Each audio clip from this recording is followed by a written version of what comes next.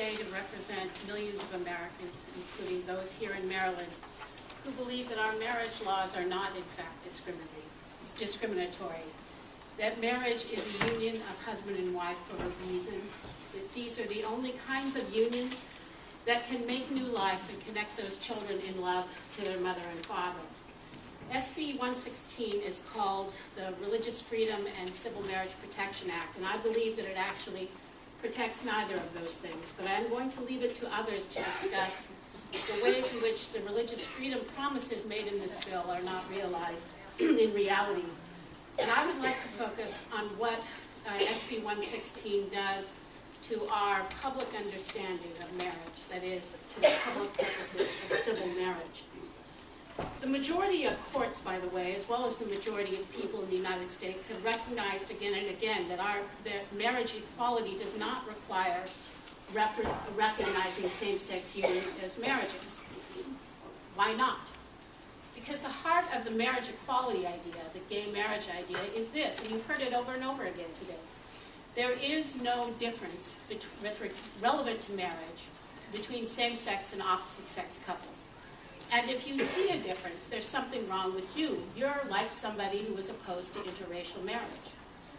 The problem is that opposite-sex and same-sex unions are really not similarly situated with regard to the great public purposes of marriage. The reason that marriage is a virtually universal human social institution that recurs again and again in different cultures with different religious backgrounds is that humanity recognizes that we need a special institution to bring together male and female to make and raise the next generation.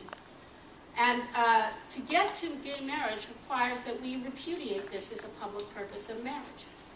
The courts who have recognized, again, the majority of courts in the last 10 years, both here and most recently this year in France and the European Court of Human Rights, who have recognized that our marriage laws are not discriminatory, have rooted it in this fundamental difference. It is true that not every married couple has children, but it is true that in the first place that only if you're attracted to the opposite sex, which is 97% of us, and more than 99% of the people who create children, all of them through acts of sexual passion,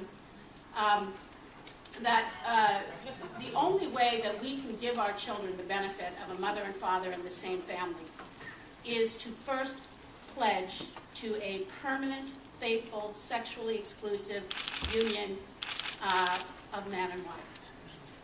Every child conceived in that kind of marital union begins life with a mother and father pre-committed to their care, or virtually every child.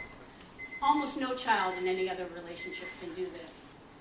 To get to same-sex marriage requires, it's not about what two people do in the privacy of their home, it's what our government is going to teach the next generation about what marriage means. And it is this, that the ideal that a child needs a mother and father, and that this is a purpose of marriage, is now discarded bigotry. And I beg you not to say that.